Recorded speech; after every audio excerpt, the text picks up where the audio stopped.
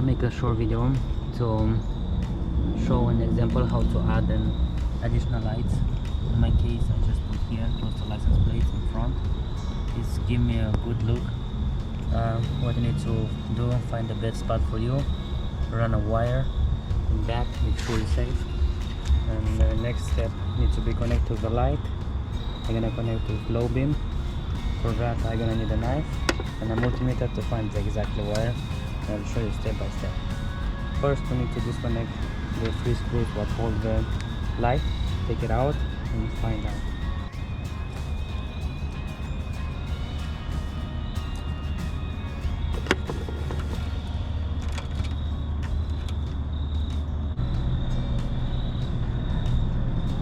Okay, which is fine. In my case it's the blue with white and it's giving me exactly 11 volts, which I'm assuming is supposed to be 12, but no big deal. And let me show you guys, if you don't know which one is negative and positive, if you do them upside down, what is gonna happen? It's gonna be minus. In this case you know they are upside down. Okay, once we know which one is negative, positive, we need to do the next step to attach the wire.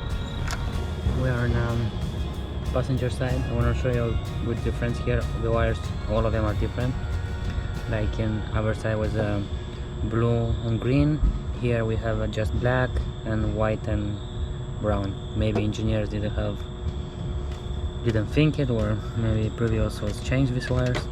Anyway, same thing guys. We have a multimeter right here